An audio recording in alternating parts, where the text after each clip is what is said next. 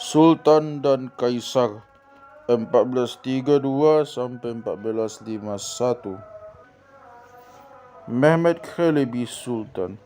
Semoga Allah memperpanjang kekuasaannya hingga abadi dan mendukung kekuasaannya sampai kiamat. Tulisan Dinizat Ibu Mehmed kedua. Konstantin Palaiologos, kaisar dan penguasa orang-orang Romawi atas Kristus. Gelar seremonial dari Konstantin ke-9, Kaisar Bizantium ke-88. Pria yang ditakdirkan memimpin pasukan muslim sampai ke kota ini lahir 10 tahun setelah pengepungan yang dilakukan urat. Dalam legenda Turki, 1432 adalah tahun yang syarat dengan isyarat. Kuda-kuda melahirkan anak kembar, pohon berbuah di Biranum, bintang berako muncul di sore hari hingga melintasi langit Konstantinopel. Pada malam tanggal 19 Maret tahun itu, Sultan Murad menunggu berita di istana kerajaan di Edirne tentang kelahiran anaknya. Tak bisa tidur, dia mulai membaca Al-Quran. Dia baru saja menyelesaikan surat Al-Fas, ayat-ayat yang menjanjikan kemenangan atas orang kafir, ketika seorang penguat tugas membawa kabar kelahiran anaknya.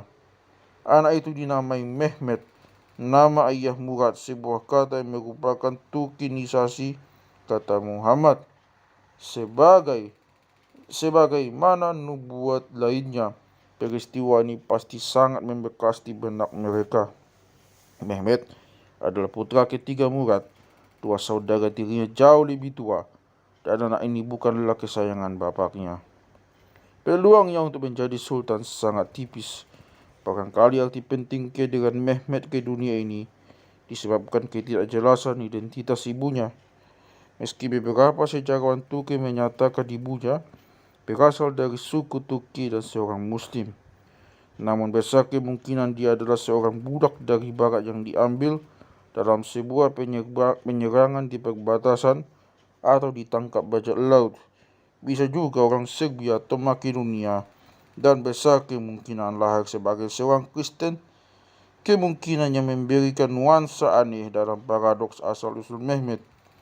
Apapun asal-usul keturunannya, yang pasti Mehmed menunjukkan karakter yang berbeda dari ayahnya Murad.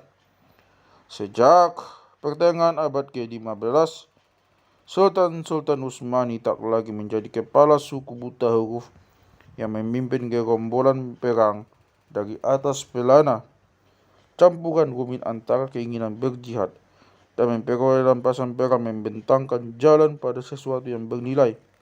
Sultan masih menerima prestis sebagai pemimpin utama perang suci di tanah Islam, namun ini semakin berubah menjadi sarana bagi kebijakan dinasti. Penguasa Utsmani mulai menggelar diri mereka dengan Sultan Rom, gelar yang mengisyaratkan raja rasa berhak atas warisan kekaisaran Kristen kuno atau Padishah, istilah dalam bahasa Persia. Dari Bizantium mereka mulai mengembangkan kesukaan pada tata cara dan upacara monarki.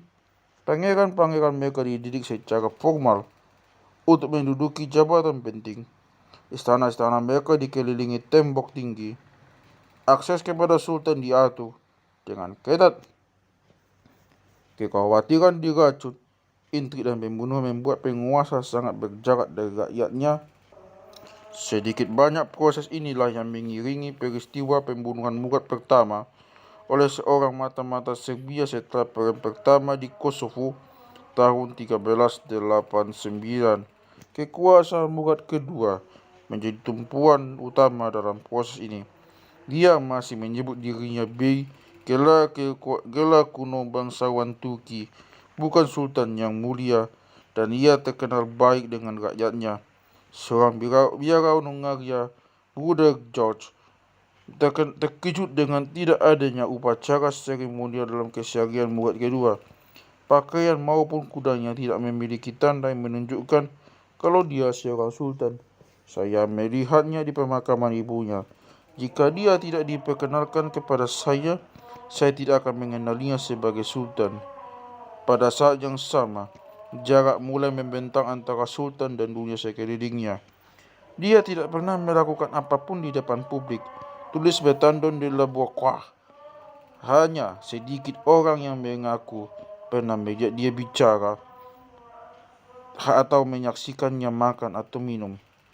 Ini adalah proses panjang sultan-sultan berikutnya yang kemudian berakhir pada dunia tertutup istana Topkapi dengan tembok luarnya yang tanpa pintu dan ritual yang jelimet. Tahun-tahun awal kehidupan Mehmet diwarnai suasana istana Utsmani yang adem ayem. Namun masalah suksesi kekuasaan sejak lama menghantui putra-putra sultan yang sedang tumbuh. Suksesi kekuasaan dari ayah ke anak adalah saat-saat genting dalam perjalanan kerajaan. Sistem harap adalah alat untuk memastikan pasokan putra-putra pewaris tahta. Namun di sisi lain juga sangat rentan.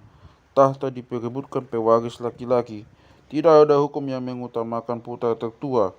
Pangeran-pangeran yang ada harus memperebutkannya sendiri setelah sultan mangkat. Hasil dari semua ini dianggap sebagai kehendak Tuhan. Jika dia menakdirkanmu sebagai pewaris kerajaan setelah diriku, tulis seorang sultan kepada putranya, maka tidak ada manusia yang mampu menghalanginya.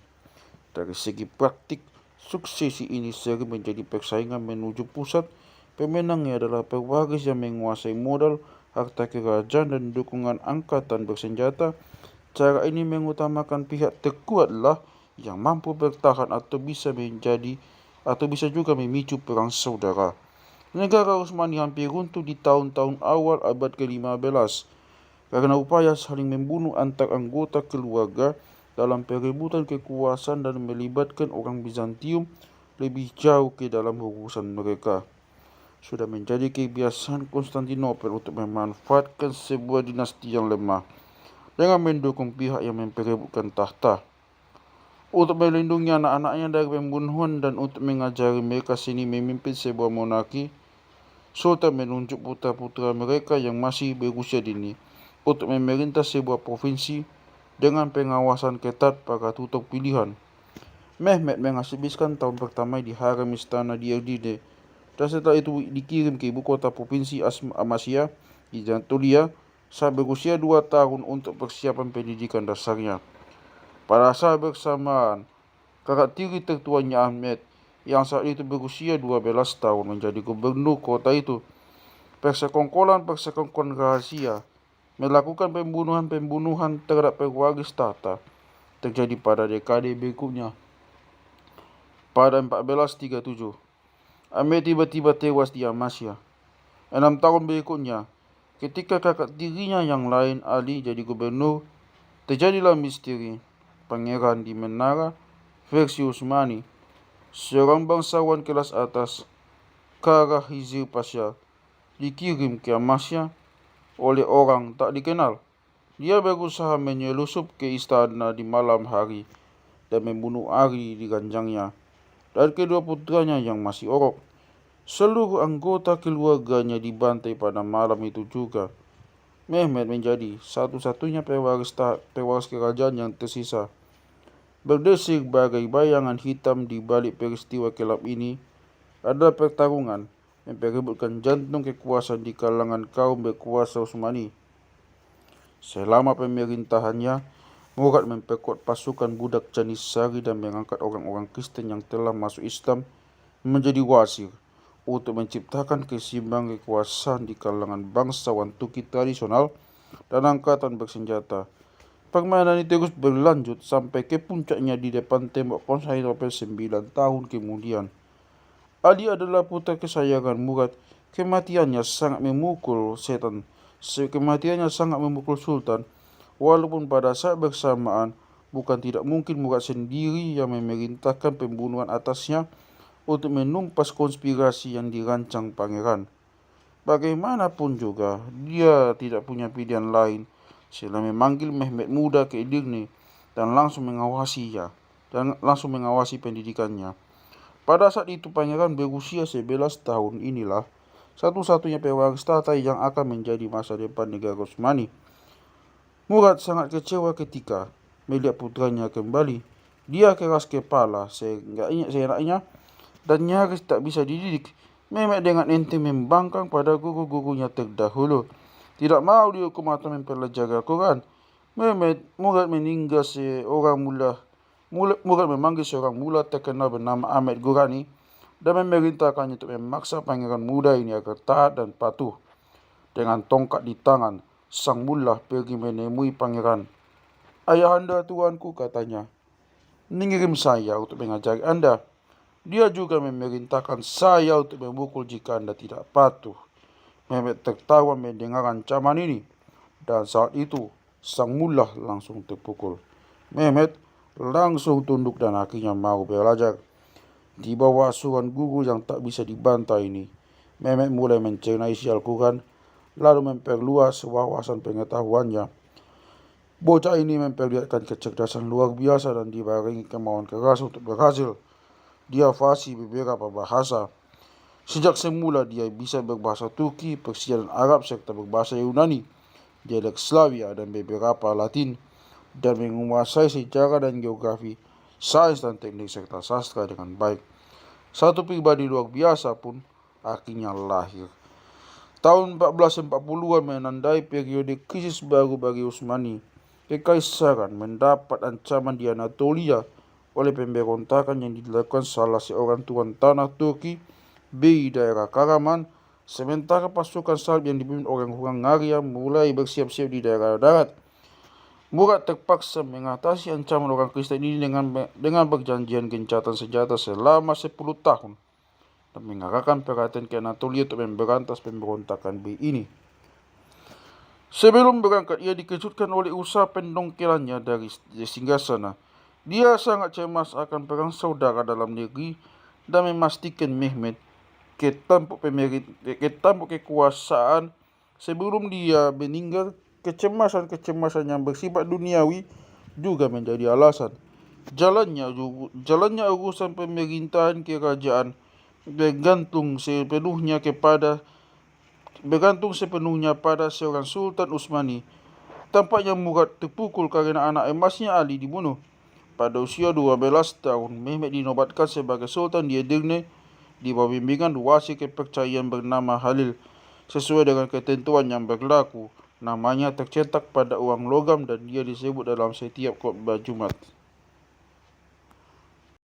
Namun usaha ini berakibat buruk. Berusaha memanfaatkan kesempatan menundukkan Sultan yang masih ingusan, Paus langsung mengampuni Raja Hungaria Ladislas karena telah melanggar perjanjian gencatan senjata dan pasukan salib pun bergerak maju. Bulan September, mereka menyeberangi sungai Danube. Sebuah armada Venesia diberangkatkan ke Dardanella untuk menghadang Murad. Suasana di Edirne pun kacau balau. Pada 1444, sebuah sekte fanatik Syiah muncul di kota. Banyak orang bergabung dengan seorang pendakwa Persia yang menjanjikan perdamaian antara Islam dan Kristen, dan Mehmet yang tertarik dengan ajaran ini menerima orang ini di istananya. Para ulama terkejut. Halil segera menyadari bahwa semangat masa menerima bidah. Lalu disusullah rencana penangkapan orang ini. Ketika si pendakwa mencari perlindungan di istana, Mehmet dibujuk untuk menyerahkannya. Si pendakwa akhirnya dibawa ke Masjid Jami dan dibakar hidup-hidup. Para pengikutnya dibunuh. Bizantium memanfaatkan keadaan kacau ini. Seorang pendaku tahta Utsmani, Pangeran Orhan, yang mereka tahan di kota, dilepaskan untuk memancing pemberontakan. Pemberontakan terjadi di provinsi-provinsi Eropa melawan Utsmani. Kepanikan melawan Edirne. Sebagian besar kota di bumi hanguskan dan penduduk Muslim Turki mulai melarikan diri kembali ke Anatolia. Kekuasaan Mehmet kacau balau. Murad merundingkan gencatan senjata dengan Bikaraman dan segera pulang untuk menghadapi serangan. Ketika menghadapi Dardanella, dikepung kapal Venesia, dia dan pasukannya diseberangkan melintasi Selat Bosporus oleh musuh mereka, orang Genoa, dengan bayaran uang dan terus maju untuk menghadapi pasukan salib di Warna di Laut Hitam pada 10 November 1444. Hasilnya adalah kemenangan besar pasukan Utsmani. Kepala Ladislas ditancapkan di ujung tombak dan dikirim ke kota tua kaum Utsmani, Bursa, sebagai tanda kemenangan umat Muslim. Peristiwa itu sangat penting bagi sejarah perang suci antara Kristen dan Islam. Setelah berlangsung selama 350 tahun, kekalahan di Warna ini memadamkan keinginan Barat untuk mengobarkan kembali perang salib. Negara-negara Kristen tidak pernah lagi bersatu untuk mengusir umat Muslim keluar dari Eropa. Kekalahan ini mengesahkan kehadiran Utsmani di negara-negara Balkan dan menjadikan Konstantinopel terisolasi sebagai tahta taklukan yang terkucil namun aman dalam naungan dunia Islam. Posisi ini makin memperkecil datangnya bantuan Barat jika Utsmani menyerang.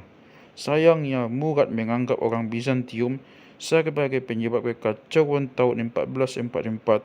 Sebuah anggapan yang mewarnai strategi Utsmani selanjutnya. Tak lama setelah peristiwa Warna dan terlepas dari kegagalan pemerintah Mehmed di masa-masa awal, Murad kembali istirahat di Anatolia. Halil Pasha tetap menjadi wazir utama, namun Mehmed makin dipengaruhi dua orang yang bertindak sebagai gubernurnya, Qasim Utama Sibabetin Pasha, penguasa provinsi-provinsi Eropa, dan pembelot dari bangsa Kristen, Zaganos Pasha. Kedua orang ini ingin melanjutkan rencana penaklukan Konstantinopel karena tahu kota ini masih diklaim Orhan. Dengan menguasai Konstantinopel, kekuasaan Mehmed akan seimbang dan kemuliaan Sultan muda ini pun kembali. Sejak dini, Mehmed sangat tertarik dengan proyek penaklukan kota Kristen dan menjadikan dirinya sebagai pewaris kekaisaran Romawi. Dalam sebuah syair dia menulis, "Hasratku yang terdalam adalah mengalahkan orang kafir."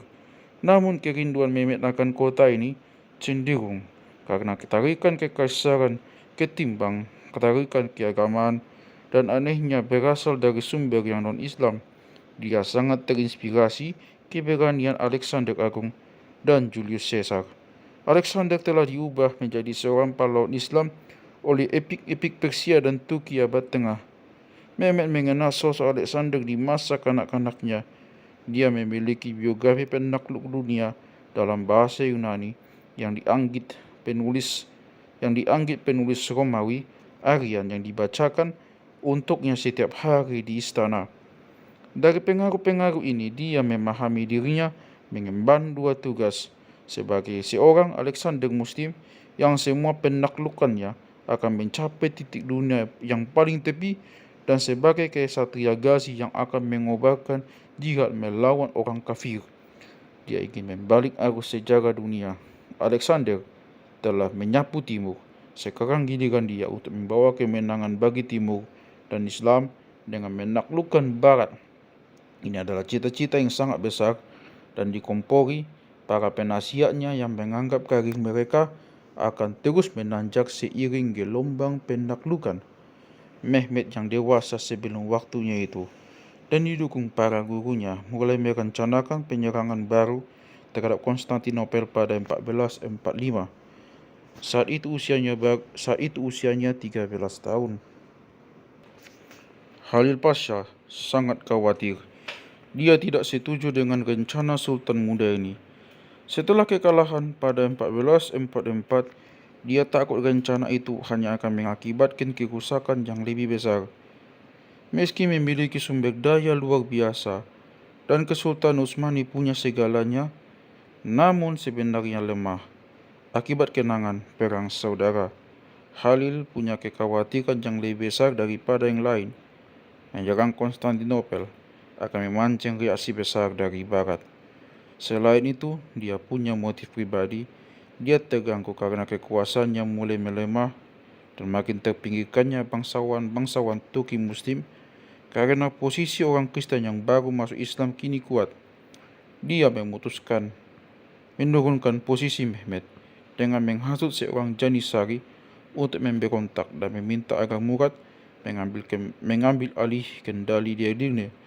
Dia disambut baik ketika kembali. Sultan muda yang terlalu bersemangat, tidak begitu populer, baik di mata rakyat maupun di mata pasukan Janisari. Mehmet diistirahatkan ke Manisa bersama penasihatnya. Penaklukan ini tidak akan pernah dia lupakan atau maafkan.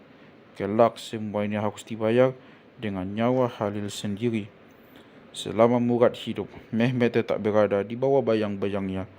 Walaupun dia tetap menganggap dirinya sultan, dia menemani ayahnya dalam pertempuran kedua di Kosovo tahun 1448 saat Hungaria merancangkan pukulan terakhir untuk menghancurkan kekuatan Utsmani. Pertempuran ini adalah pembaptisan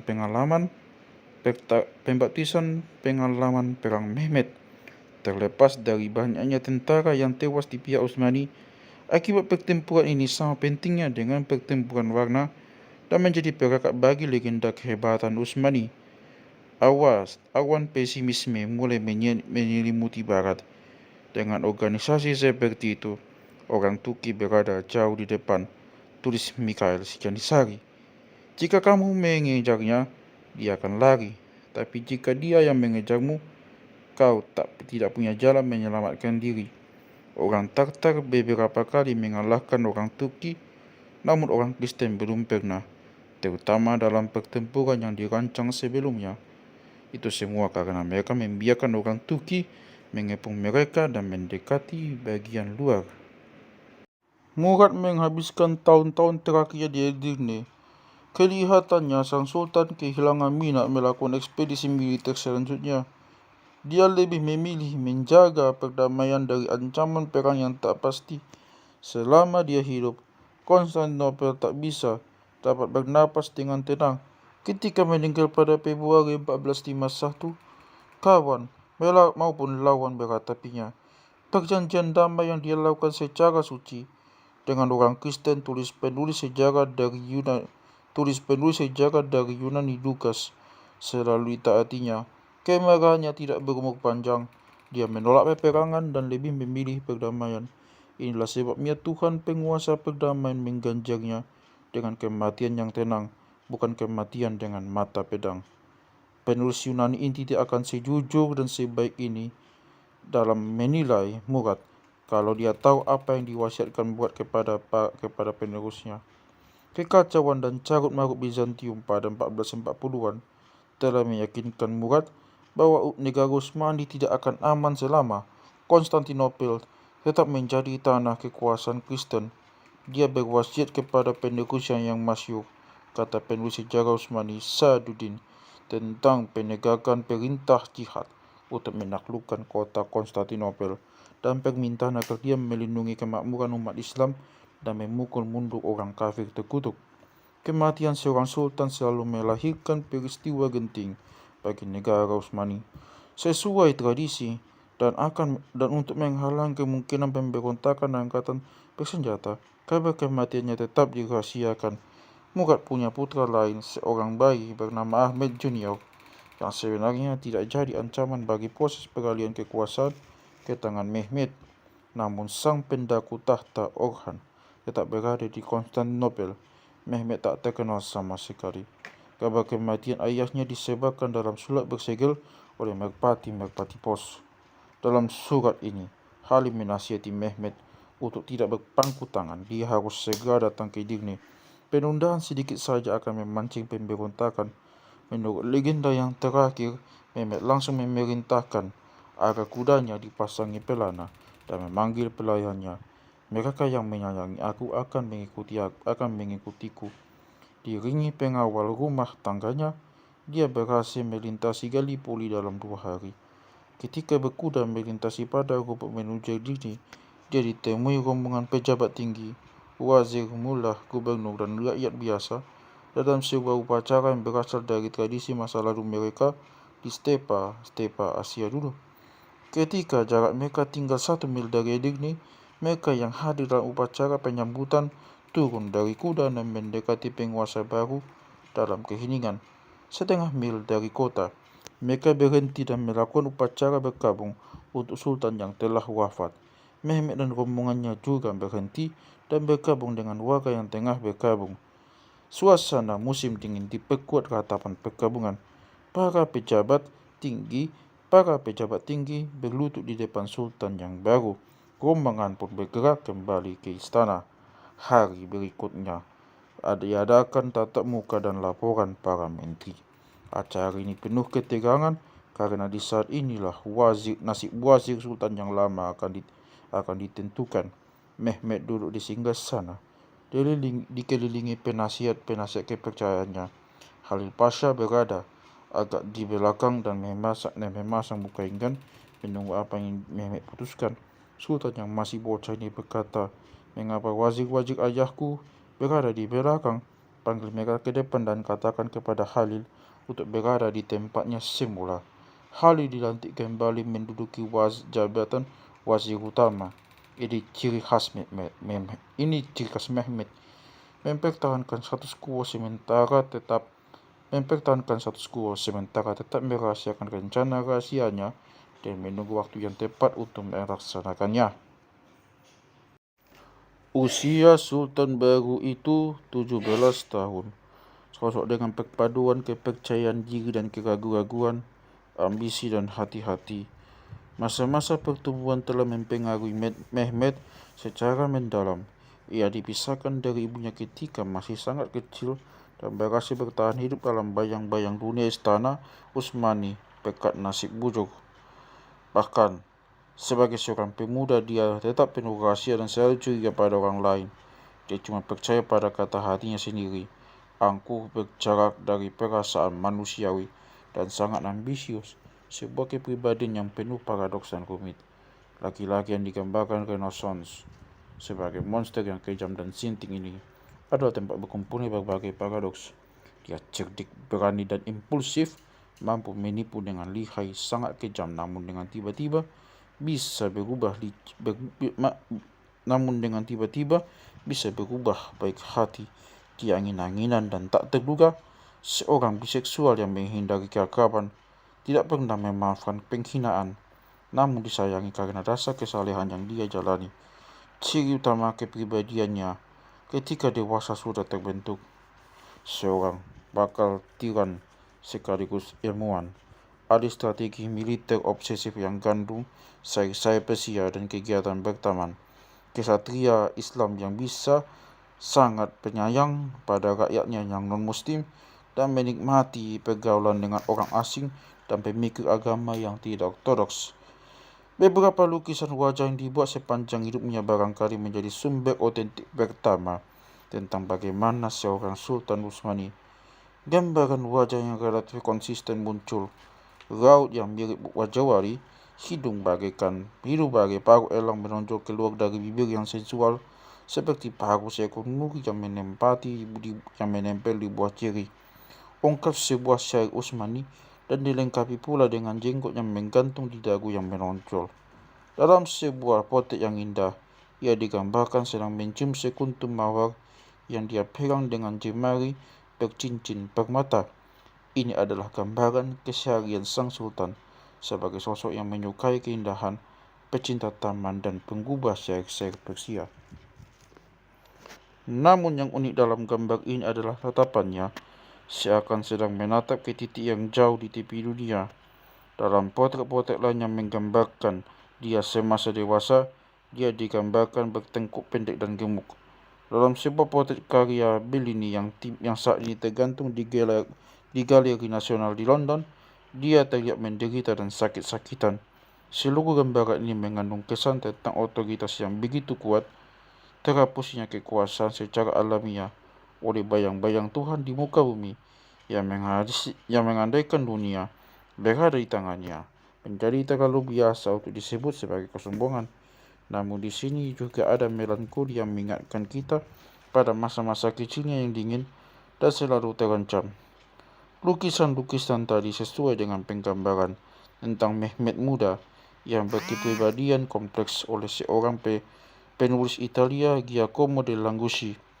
Mehmet Bey, Raja Turki itu, adalah seorang pemuda dengan tubuh yang kuat, berpostur lebar ketimbang tinggi, ahli menggunakan senjata, Punya kepribadian yang membuat orang gentar ketimbang hormat, jarang tertawa, sangat hati-hati, dianugerahi kebaikan hati, teguh dalam mewujudkan rencana-rencananya, berani dalam seluruh tugas yang dia kerjakan, sangat ingin masyhur seperti Alexander dari Makedonia. Ia memiliki buku sejarah Romawi dan sejarah negeri lainnya yang dibacakan untuknya setiap hari. Dia bisa 3 bahasa, Turki, Yunani, dan Slavia. Dia berusaha keras mempelajari geografi Italia di mana paus dan kaisar bertahta dan berharap banyak kerajaan di Eropa. Dia memiliki sebuah peta benua Eropa lengkap dengan negara dan provinsi-provinsinya. Minatnya pada geografi dunia dan urusan militer melebihi minatnya pada bidang lain.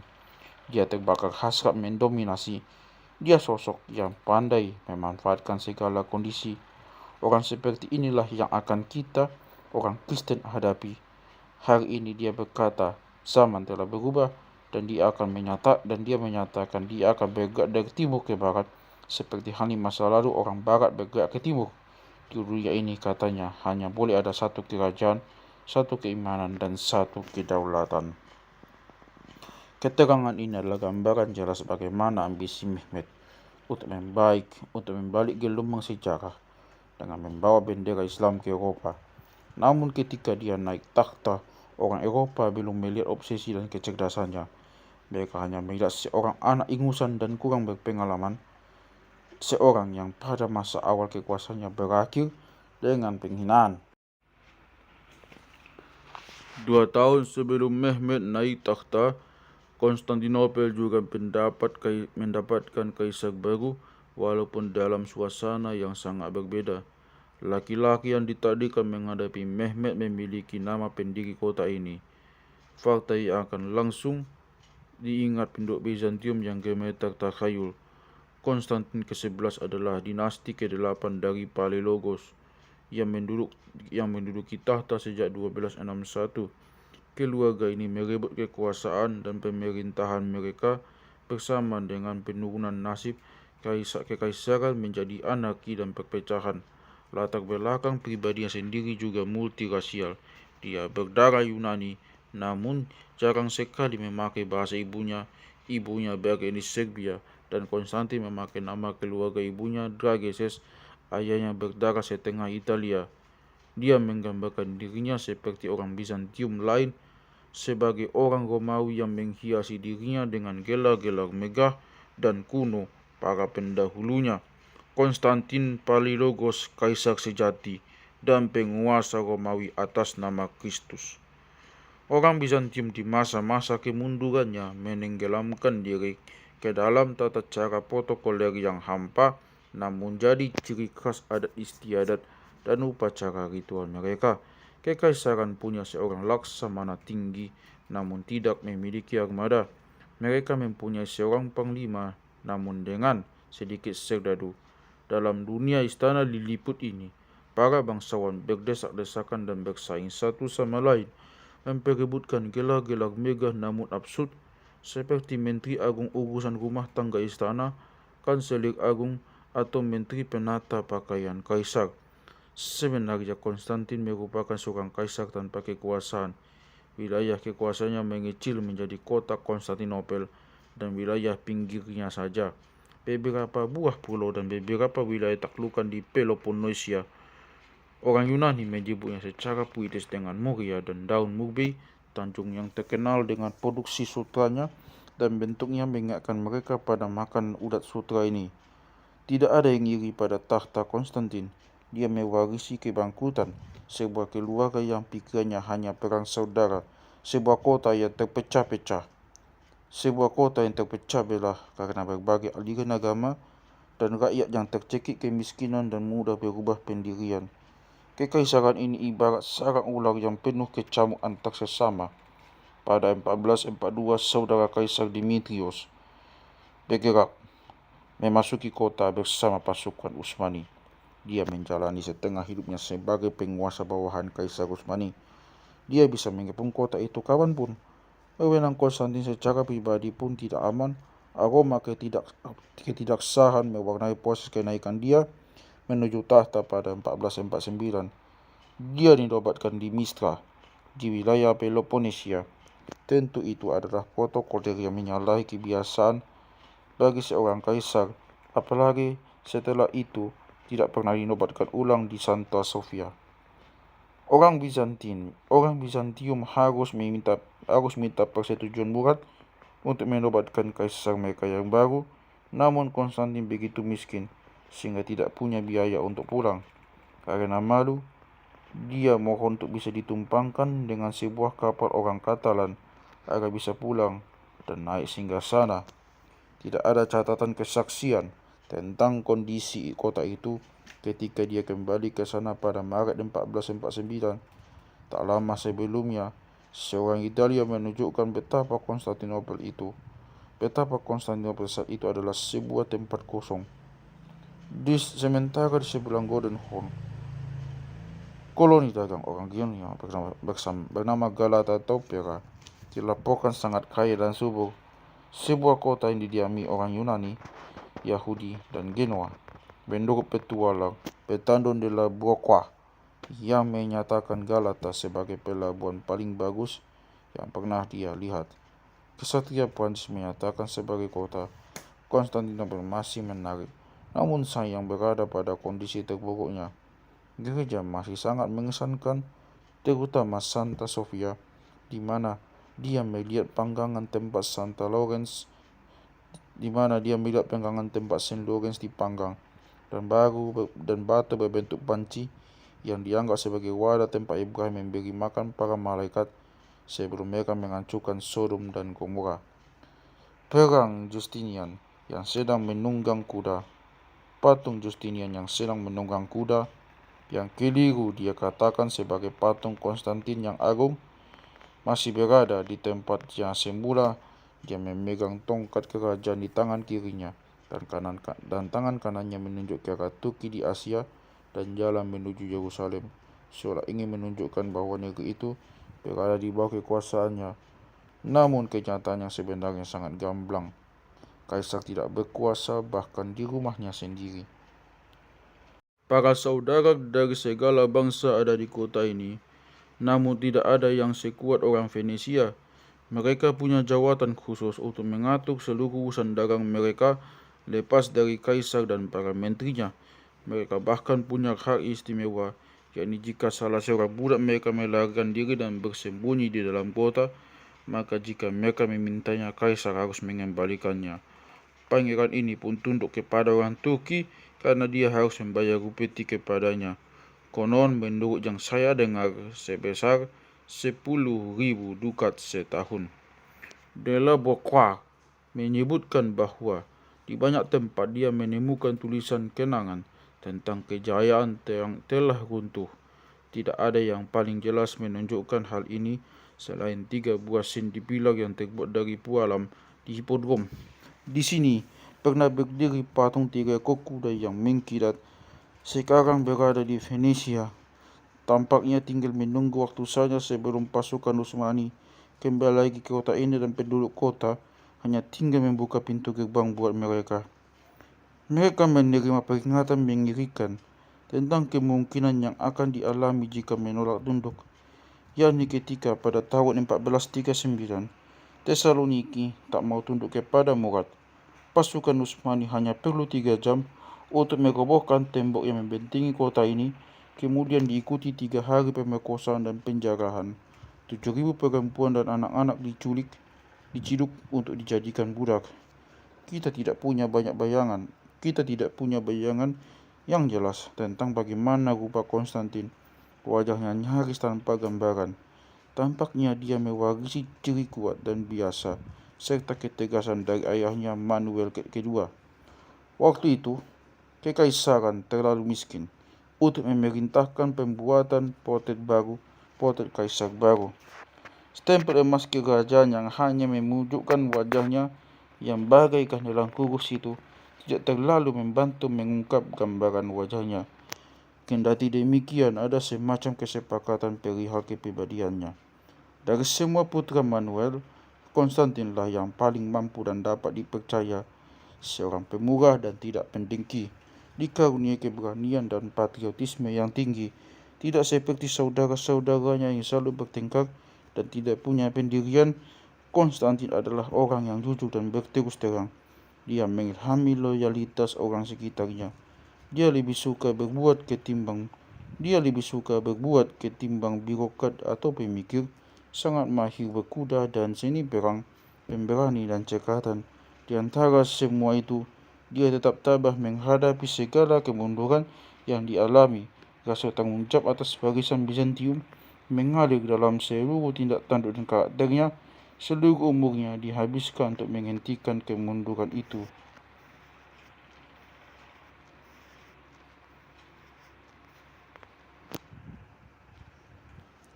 Konstantin lebih tua 20 tahun dibanding Mehmet. Dia lahir di Konstantinopel tahun 1405. Sejak kecil, ia sudah memperoleh mimpi-mimpi tentang nasib buruk kota ini. Pada usia 17 tahun, dia merasakan pengepungan yang dilakukan Murad pada 1422. Tahun berikutnya dia ditunjuk sebagai pengawas, sementara kakaknya Johannes ke-8 melakukan salah satu perjalanan sia-sia ke negara-negara Kristen guna mencari dukungan untuk Bizantium. Ketika naik tahta pada 1419, Konstantin berumur 44 tahun dan mengalami peperangan selama 20 tahun. Sebagian besar hidupnya dihabiskan untuk mencoba merebut kembali kendali Bizantium atas Peloponnesia dengan tingkat keberhasilan bermacam-macam. Pada 1430, dia berhasil menyapu bersih kerajaan-kerajaan kecil di luar Tanjung. Sebagai seorang penguasa Muria, selama tahun 1440-an, dia memperluas batas kekuasaannya sampai ke Yunani Utara. Bagi Murad, dia selalu menjadi biang masalah, seorang penguasa bawahan yang memberontak, yang perlu ditertibkan ke kedudukannya semula. Balas jasa yang cukup jelas datang tahun 1446 setelah kekalahan tentara Salib di Varna. Pasukan Utsmani merengsek ke Muria, meluluh lantakkan desa-desa dan menjadikan 60.000 orang Yunani sebagai budak.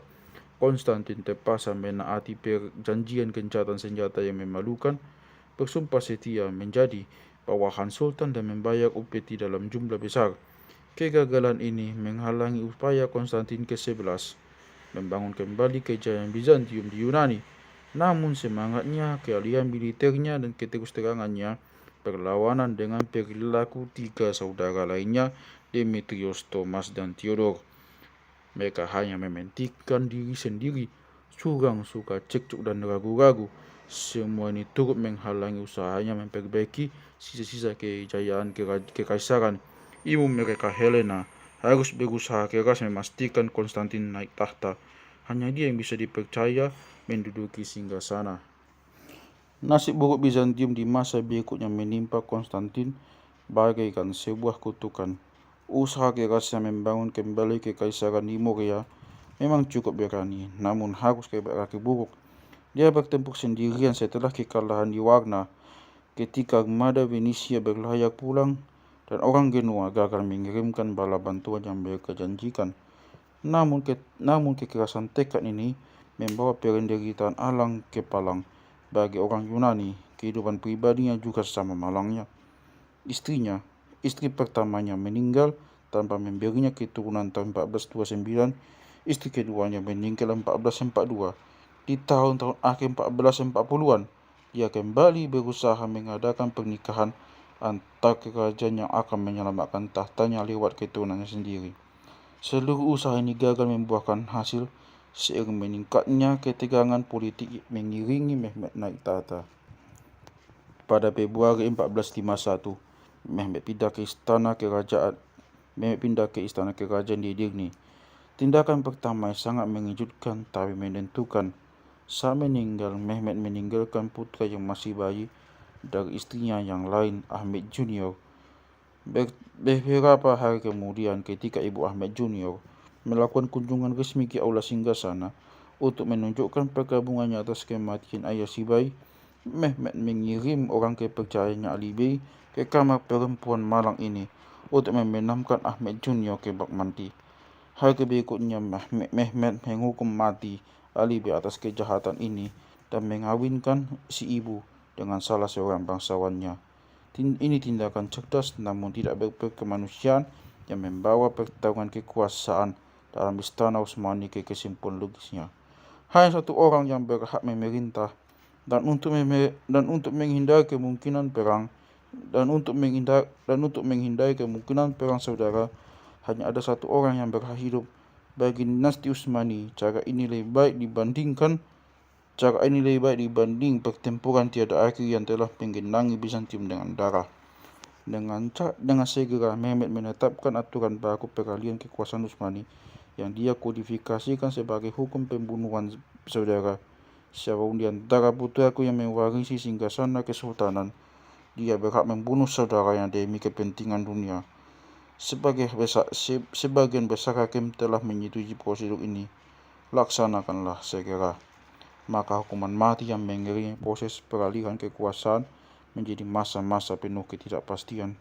Hukum ini mencapai titik puncaknya dalam pemerintahan Sultan Mehmet III pada 1595.